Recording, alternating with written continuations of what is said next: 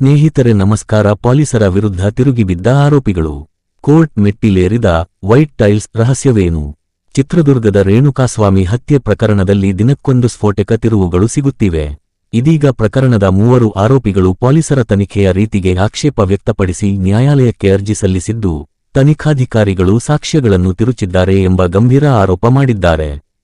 ಪೊಲೀಸರ ವಿರುದ್ಧ ಆರೋಪಿಗಳ ಗಂಭೀರ ದೂರು. ಆರೋಪಿಗಳು ನ್ಯಾಯಾಲಯಕ್ಕೆ ಸಲ್ಲಿಸಿರುವ ಅರ್ಜಿಯಲ್ಲಿ ಪ್ರಮುಖವಾಗಿ 2 ಅಂಶಗಳನ್ನು ಪ್ರಸ್ತಾಪಿಸಿದ್ದಾರೆ. ಪೊಲೀಸರು ನಮ್ಮ ಮೊಬೈಲ್ಗಳನ್ನು ಕಾಮಾಕ್ಷಿಪಾಳ್ಯ ಠಾಣೆಯಲ್ಲಿ ವಶಕ್ಕೆ ಪಡೆದಿಲ್ಲ. ಬೇರೆ ಯಾವುದೋ ಸ್ಥಳದಲ್ಲಿ ಮೊಬೈಲ್ ವಶಪಡಿಸಿಕೊಂಡು ಮಹಜರು ವರದಿಯಲ್ಲಿ ಕಾಮಾಕ್ಷಿಪಾಳ್ಯ ಎಂದು ಸುಳ್ಳು ದಾಖಲಿಸಿದ್ದಾರೆ ಎಂದು ಆರೋಪಿಸಿದ್ದಾರೆ.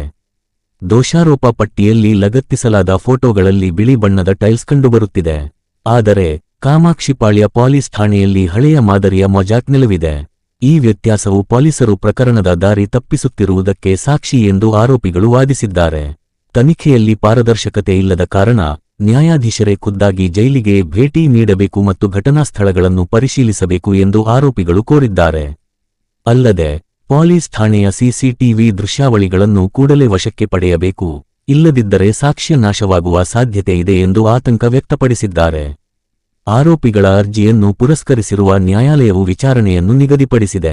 ಅಷ್ಟೇ ಅಲ್ಲದೆ ಪೊಲೀಸರಿಗೆ ಕಟ್ಟುನಿಟ್ಟಿನ ಸೂಚನೆ ನೀಡಿರುವ ಕೋರ್ಟ್, ಮುಂದಿನ ವಿಚಾರಣೆ ತನಕ ಪೊಲೀಸ್ ಠಾಣೆಯ ಸಿಸಿಟಿವಿ ದೃಶ್ಯಾವಳಿಗಳನ್ನು ಯಾವುದೇ ಕಾರಣಕ್ಕೂ ನಾಶಪಡಿಸಬಾರದು ಎಂದು ಆದೇಶಿಸಿದೆ.